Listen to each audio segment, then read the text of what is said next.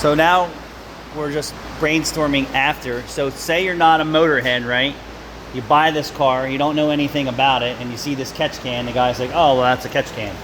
All right, so what does that mean? You have no idea how to handle Or it. oil to water separator. You're not going to service it. You're going to go to Quick Lube, they're not going to know what to do, right? You got to come to a shop that knows what they're doing and say, hey, that's an air to water separator, it needs to be drained, there's no manual drain, it requires service.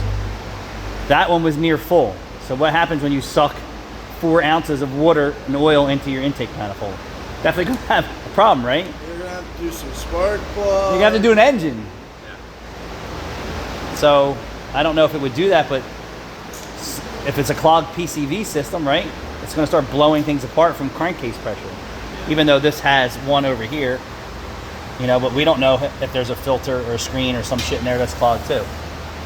Point to the story is if you're not a motorhead, you're not staying on top of your oil to water separators that aren't vented to atmosphere. So if it was all the way over full and is vented to atmosphere, it would overflow and make a big giant mess in your driveway and inside your engine bay. Oh, why is my car smoking?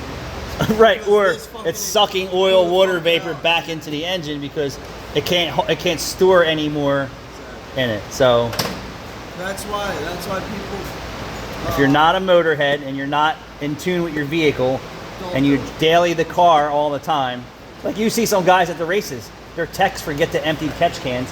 They pull in the burnout pit, right? And then it puts fluid down and they're like, oh fuck, what's going on? And then they go, oh, the guy forgot to drain the catch can. So same scenario, but there's vent to atmosphere. That's why it leaks on the ground or on the track or in the pits or in the burnout pit or in staging.